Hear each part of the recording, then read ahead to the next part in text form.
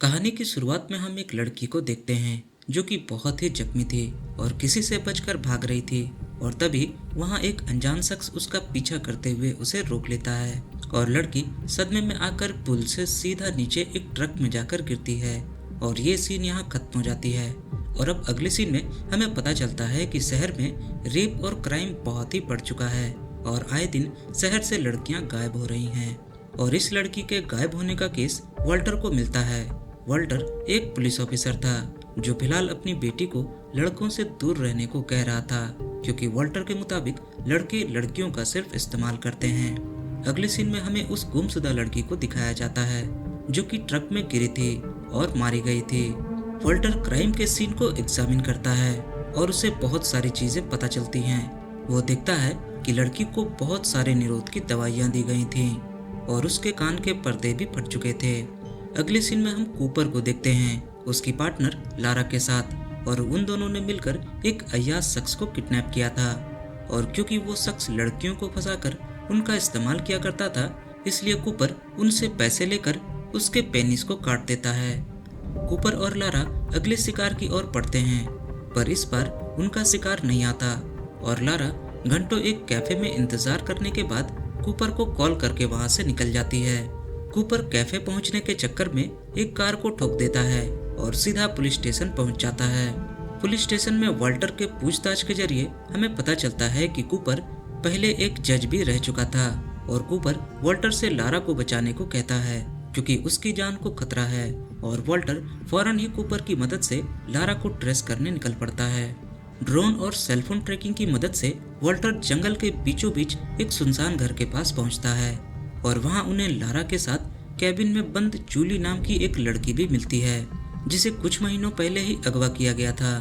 Hospital पहुंचने के बाद वॉल्टर कूपर को कहता है कि तुम लोगों का काम करने का तरीका बहुत ही गलत है, पर लारा वॉल्टर को ही बुरा भला कहने लगती है और कहती है कि पुलिस एकदम नकारा है और सारा कांड हो जाने के बाद पहुंचती है।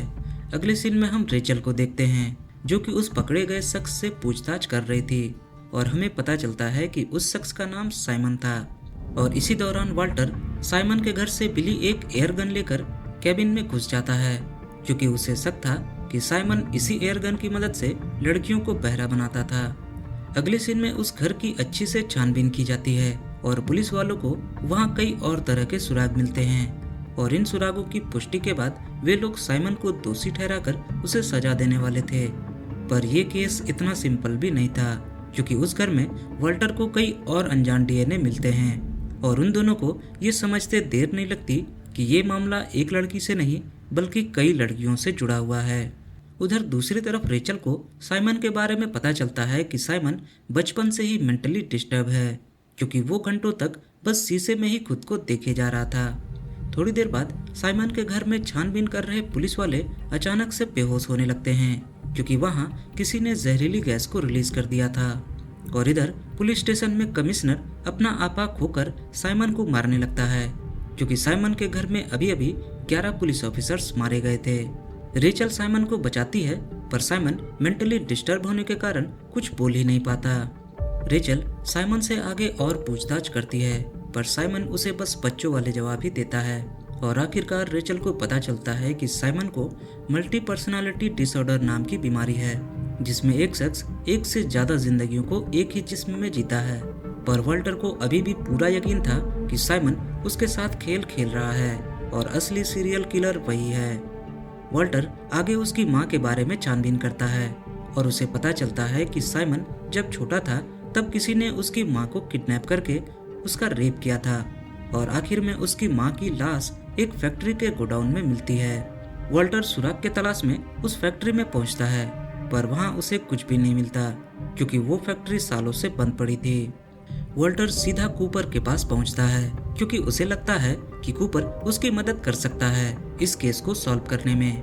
वॉल्टर को पता चलता है कि कूपर ने बहुत सारे रेपिस्ट मुजरिमों को रिहा किया था और उसके बाद कूपर की फैमिली की मौत हो गई थी। कूपर को लगा कि उन मुजरिमों को रिहा करने की सजा कूपर को मिल रही है और इसीलिए कूपर उन सारी मुजरिमों को सजा दे रहा था।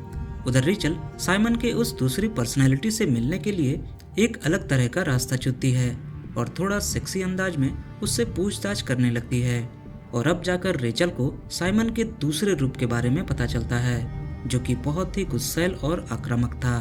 और उसने रेचल के सामने कबूल किया कि उसने बहुत सारी लड़कियों को अगवा किया है और उनका रेप करके उनको मार डाला। थोड़ी देर बाद रेचल को एक पार्सल मिलता है और रेचल को ये समझते देर नहीं लगती कि उसमें बॉम्ब है। और अब रेचल सारे पुलिस वालों को स्टेशन से बाहर निकलने को कहती है और एक पुलिस वाला साइमन को भी जेल से बाहर निकालने लगता है। थोड़ी देर बाद वॉल्टर वहां आता है और रेचल कहती है कि अंदर मत जाओ, अंदर बॉम्ब है। पर वॉल्टर कहता है कि ऐसा बिल्कुल नहीं हो सकता, क्योंकि साइमन कभी भी खुद को नहीं उड़ा सकता, क्योंकि वो खुद भी उसी पुलिस स्टेशन में बंद है। वॉल्टर भागता हुआ अंदर जाता है पर साइमन वहां नहीं मिलता और वो बॉक्स जिसमें बॉम्ब होने का शक था उसमें भी बॉम्ब नहीं निकलता, बल्कि उसी पुलिस डिपार्टमेंट में मौजूद एक ऑफिसर का बच्चा निकलता है। अगले सीन में वॉल्टर उस फैक्ट्री के मालिक के घर जाने का फैसला करता है ताकि वहां कुछ सुराग मिल सके। पर वहां पहुंचते ही वे लोग शॉक हो जाते हैं, क्योंकि वहां उन लोगों को साइमन मिलता है। साइमन के हाथ में चाकू था और उसने उस शख्स को मार डाला था।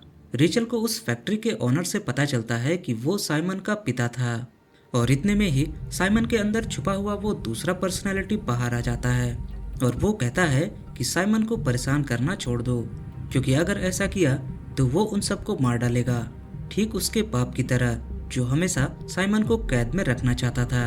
रेचल यहाँ साइमन के दूसरे पर्सनालिटी से सौदा करती है और कहती है कि अगर वो उन गायब हुई लड़कियों का पता बता देगा तो वो साइमन को छोड़ देगी।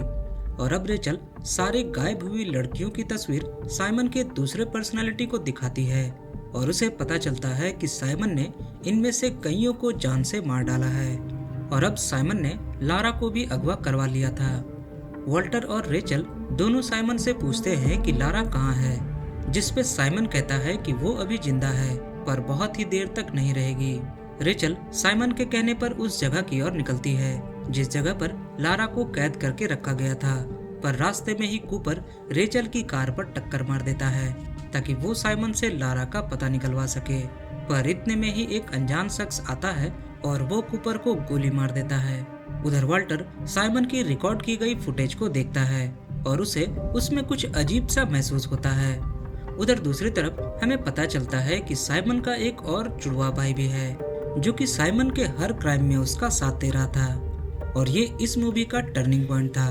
वॉल्टर ने भी फुटेज में देखा था कि साइमन अलग अलग फुटेज में अलग अलग हाथों का इस्तेमाल कर रहा था और इसका मतलब साफ था कि साइमन अकेला काम नहीं कर रहा।